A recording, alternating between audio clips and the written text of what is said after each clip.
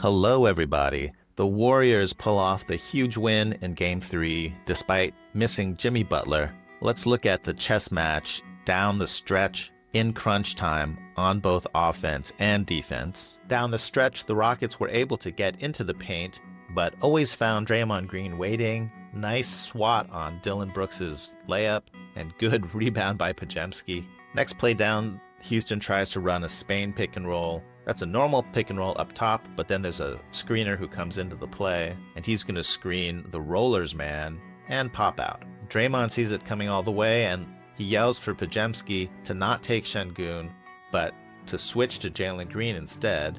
Jalen is fated to miss the shot, so let's look at this life and death struggle with Draymond trying to box out Şengün. It's like a nature documentary.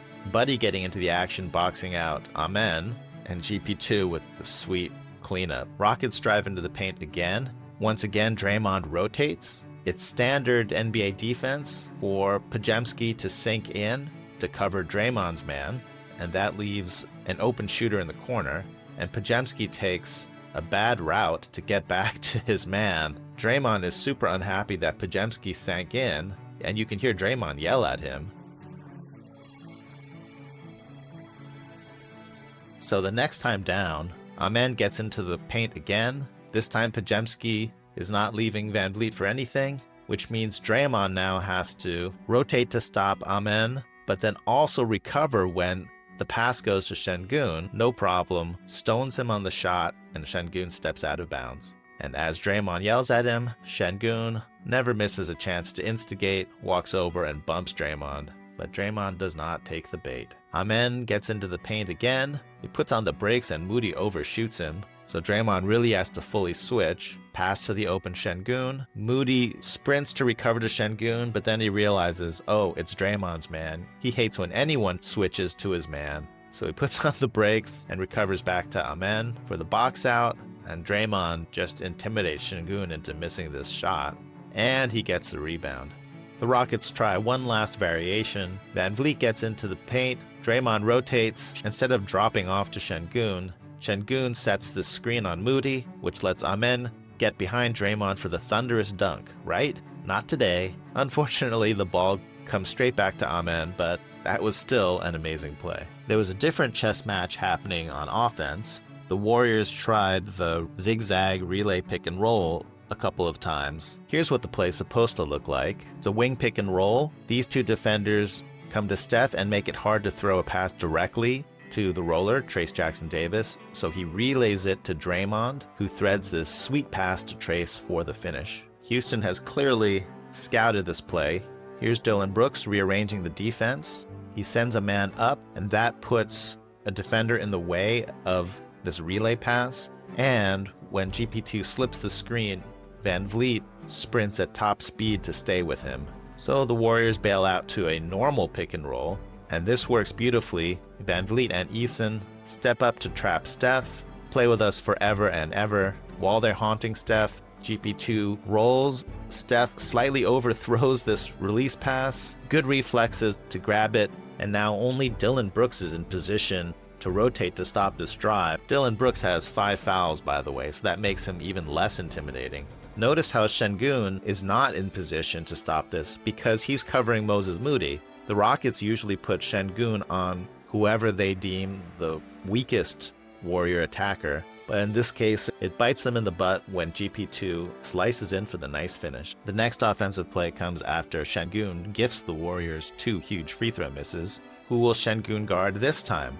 Buddy will run him off a lot of screens. Podziemski will attack him off the dribble. Draymond will bring him up in the pick and roll. So that leaves GP2. Once Steph sees this, he signals a wing pick and roll with him and GP2. And this is fated to be a very similar situation where these two defenders trap Steph and GP2 slips and runs the 4-on-3. Notice this subtle thing. Brandon Podziemski calls on Buddy Hield to swap positions with him. And because of their paths, they serve as double brush screens. So both their defenders have to go fast to stay with them. And that means when GP2 gets this release pass from Steph, you can practically hear the skidding sound as they both have to change direction, which leaves Dillon Brooks the only person who can challenge this, and that is one heck of a finish. Next time down, the Warriors try the zigzag relay pick and roll again. Steph with a relay pass. Şengün does a good job hustling to cover Draymond's cut, and once again, the play is defused.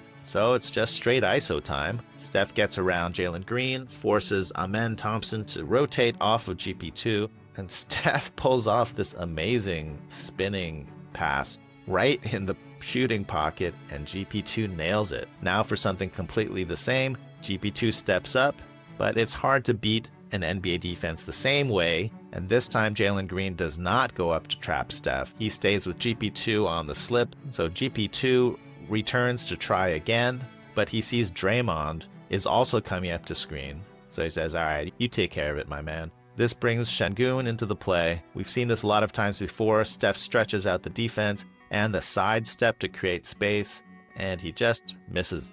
The ball takes a fortunate bounce, and GP2 tracks it down. Draymond Green has the ball at half court.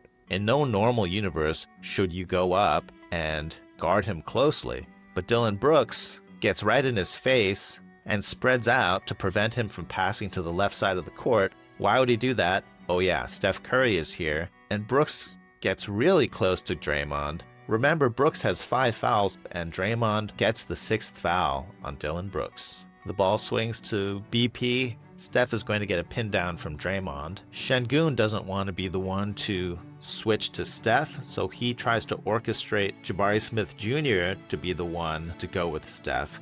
But VanVleet didn't get the memo. He's still holding on to Steph for dear life because no one ever got fired for grabbing Steph Curry, and that leaves GP2 clear for takeoff. Let's wrap up with a brief celebration audit. GP2 shows his appreciation for Podziemski's great pass in the age-old currency of American males, light violence. And Draymond Green, coming to encourage Podziemski, let's use our advanced lip-reading technology.